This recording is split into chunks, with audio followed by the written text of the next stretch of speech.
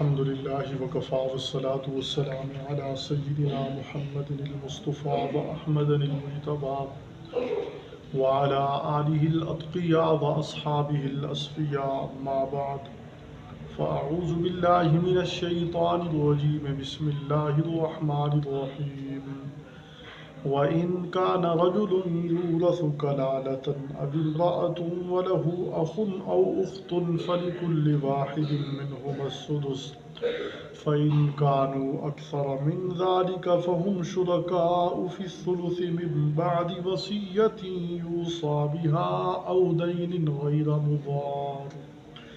وَصِيَّةً مِّنَ اللَّهِ وَاللَّهُ عَلِيمٌ حَلِيمٌ تلك حدود الله ومن يطع الله ورسوله يدخله جنات تجري من تحتها الأنهار خالدين فيها وذلك الفوز العظيم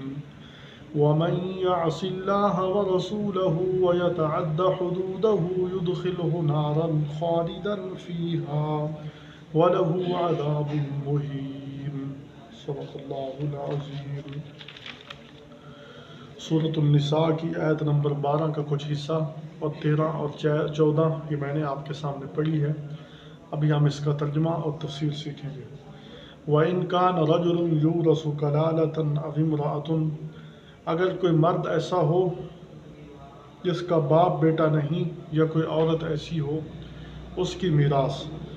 وَلَهُ أَخٌ أَوْ أُخْتٌ اور اس کا بھائی ہو یا بہن ہو ماں شریک، فَلِكُلِّ وَاحِدٍ مِّنْهُمَا السُّدُسُ تو ان میں سے ہر ایک کے لیے چھٹا حصہ ہوگا۔ فَإِنْ كَانُوا أَكْثَرَ مِنْ ذَلِكَ پس اگر وہ اس سے زیادہ ہوں، ایک دو سے زیادہ ہوں،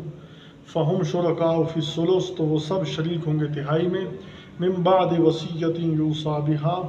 بعد وصیت کے پورا کرنے کے جو کی گئی، او دین یا قرض ادا کرنے کے، غیر مضار وصیت کرنے والا کسی کو نقصان نہ پہنچائے، وصیۃ من اللہ یہ اللہ کی طرف سے حکم ہے، واللہ علیم حلیم اور اللہ سب کچھ جاننے والا بردبار ہے۔ تلک حدود اللہ یہ اللہ کی حدود ہیں، ومن یطع اللہ ورسولہ جو کوئی حکم پر چلے گا اللہ اور رسول اللہ کے، یدخلہ جنات تجری من تحتها الانہار داخل کرے گا اللہ اس کو ایسے باغات میں کہ جن کے نیچے نہریں چل رہی ہیں، خالدین فیہا ہمیشہ رہے گے ان میں، وذالک الفوز العظیم یہ بہت بڑی کامیابی ہے۔ ومن یعص اللہ ورسولہ جو کوئی نافرمانی کرے گا اللہ اور رسول اللہ کی صلی اللہ علیہ وسلم، ویتعد حدودہ اور اس کی حدود کراس کرے گا،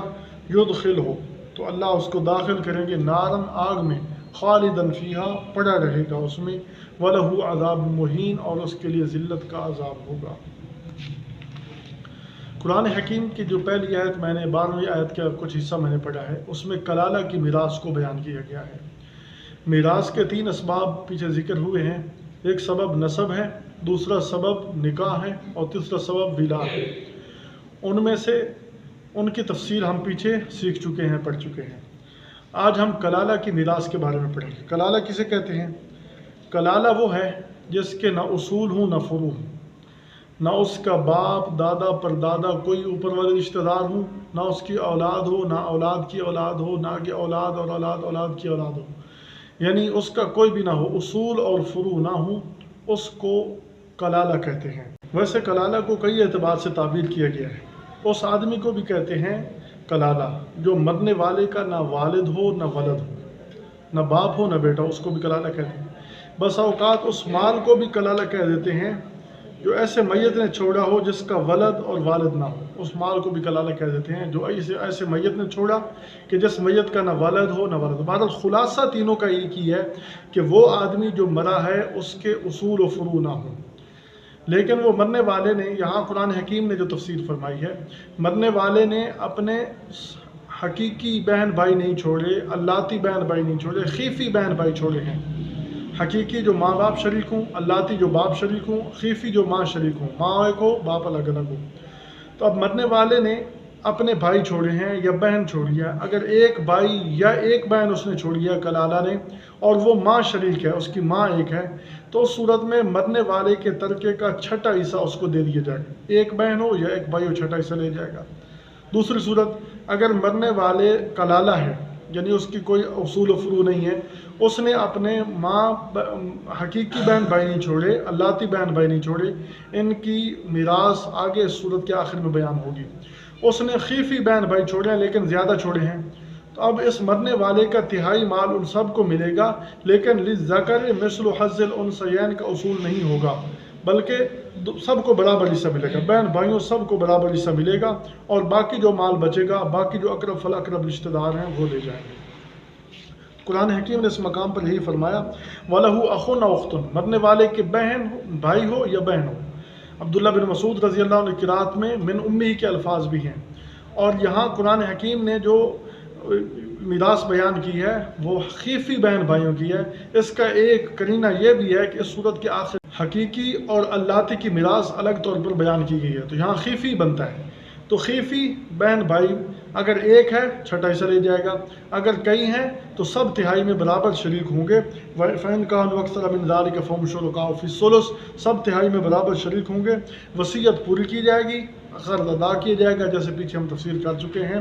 غیر مضار، ایک لفظ آیا، یہ لفظ سب کے ساتھ یہ قید ہے کہ وصیت کرنے والا کسی کو تکلیف پہنچانے والا نہ ہو۔ ایسا ہو سکتا ہے کہ جو آدمی مر رہا ہو وہ جان بوجھ کر کسی اپنے دوست کے لیے قرضے کا اقرار کر دے کہ میں نے فلاں کے 10 لاکھ روپے دینے ہیں تاکہ یہ میرے وارث محروم ہو جائیں، تو یہ ورثاء کو نقصان پہنچانے والا ہے۔ اسی طرح ایک آدمی وصیت کرتے ہوئے اپنے جو ہے نا کسی وارث کو محروم کر دے تو اس کی وصیت کا اعتبار نہیں کیا جائے گا۔ تو بہرحال وہ وصیت کے اندر کسی کو نقصان نہ پہنچانے والا ہو۔ وصیۃ من اللہ، فرمایا یہ اللہ کے حکم ہے، واللہ علیم حلیم، اور اللہ جاننے والا بردبار ہے۔ علم کے تحت اس نے احکام دیے، اور بردبار بھی ہے کہ جو لوگ صحیح طور پر میراث تقسیم نہیں کرتے ان کو سزا دے سکتا ہے، لیکن بردبار ہے، اس نے اپنی رحمت سے سزا موقوف کی ہوئی ہے۔ تلک حدود اللہ، آگے آیت نمبر 13 میں ارشاد فرمایا یہ اللہ کی حدود ہیں۔ اللہ تعالیٰ نے دین ایک حدود کے اندر رکھا ہے، اس حدود کے اندر ہم رہیں گے، حدود کو کراس نہیں کریں گے تو اس وقت ہم راہ حق پر ہوں گے۔ اگر حدود کراس کر جائیں گے تو گمراہی کے راستے ہمارے لیے کھل جائیں گے۔ وَمَن يُطِعِ اللَّهَ وَرَسُولَهُ، جو کوئی اللہ اور رسول اللہ کی اطاعت کرے گا، يُدْخِلْهُ، اللہ اس کو داخل کر دیں گے ایسے باغات میں، جنات تجری من تحت الانہار، جن کے نیچے نہریں چل رہی ہیں، خالدین فیہا، ہمیشہ رہیں گے ان میں، وَذَلِكَ الْفَوْزُ الْعَظِيمُ، اور فرمایا یہ بہت بڑی کامیابی ہے۔ وَمَن يَعْصِ اللَّهَ وَرَسُولَهُ، جو کوئی اللہ اور اس کے رسول کی نافرمانی کرے گا، اطاعت سے گزر جائے گا، وَيَتَعَدَّ حُدُودَهُ، حدود شریعت پامال کرے گا، يُدْخِلْهُ نَارًا خَالِدًا فِيهَا، اللہ تعالیٰ اس کو ایسی آگ میں داخل کریں گے جس میں وہ ہمیشہ رہے گا، وَلَهُ عَذَابٌ مُهِينٌ، اور اس کے لیے دردناک عذاب ہوگا۔ تو یہاں تک تو میراث کے اجمالی طور پر مسائل تھے، اور کچھ مسائل اور بھی ہیں قرآن حکیم میں، وہ بھی بیان کیے جائیں گے۔ لیکن میراث کون محروم رہتا ہے، اس کی تفسیر بھی ہم پیچھے پڑھ چکے ہیں۔ ایک قاتل محروم رہتا ہے، ایک آدمی وارث بننا ہے لیکن اس نے اپنے مورث کو قتل کر دیا تو وہ آدمی بھی میراث سے محروم رہے گا۔ اسی طرح میراث سے محروم رہنے والا وہ آدمی بھی ہے کہ جو مرتد ہے، مرتد اگر کوئی آدمی ہے، نہ وہ مسلمان کا وارث بنے گا، نہ مسلمان اس کا وارث بنے گا، نہ یہ کسی مرتد کا وارث بنے گا۔ لیکن ایک آدمی دنیا میں رہتے ہوئے مرتد ہو گیا، اب وہ مر گیا، حالت ارتداد سے پہلے جو اس نے اسلام کی حالت میں مال کمایا وہ تو مسلمان ورثہ لے جائیں گے، اور باقی جو حالت ارتداد میں اس نے مال کمایا وہ مسلمانوں کو نہیں ملے گا، بیت المال میں جمع کر دیا جائے گا۔ اگر خدا نخواستہ عورت مرتد ہو گئی تو اس صورت میں عورت کا سارا مال اس کے ورثاء کو ملے گا، خاص زمانہ ارتداد میں ہے یا ارتداد سے پہلے اسلام کے زمانے میں جو اس کا ترکہ ہے وہ ورثاء میں تقسیم کیا جائے گا، یعنی عورت اور مرد کے مسئلے میں یہ فرق ہو گیا۔ اور نمبر 3، ایک آدمی میراث سے محروم کرنے کے لیے بیوی کو طلاق دے دیتا ہے، لیکن یہ طلاق دیتا ہے مرض الوفات میں، تو اس صورت میں اس عورت کو عدت کے اندر اس کو محروم نہیں کیا جائے گا۔ طلاق دے دیتا ہے، اس کے بعد وہ مر جاتا ہے، خواہ اس نے طلاق بین دی ہو یا اس نے طلاق رجی دی ہو۔ رجی میں تو وہ نکاح میں باقی رہتی ہے، اور بین کی صورت میں چونکہ یہ زوجۃ الفار ہے، بھاگنے والے کی زوجہ، یہ فقہ کے اندر مسئلہ بیان کیا جاتا ہے زوجۃ الفار کا، تو اس کو طلاق کی وجہ سے محروم نہیں کیا جائے گا۔ ہاں ایک عورت خود خلو لے لیتی ہے، خود مرد سے جان چھڑاتی ہے، وہ آدمی پھر مر جاتا ہے، خواہ اس نے خلو اس کے مرد کے زمانے میں لی ہو یا اس نے خلو ویسے لے لی ہو، تو ایسی صورت میں وہ عورت حقدار نہیں ہوگی، کیونکہ خود وہ اپنی جان چھڑانا چاہتی ہے۔ تو کچھ اور بھی مسائل ہیں، اللہ تعالیٰ ہمیں قرآن و سنت کو سمجھ کر عمل کی توفیق عطا فرمائے۔ وما توفیق الا باللہ۔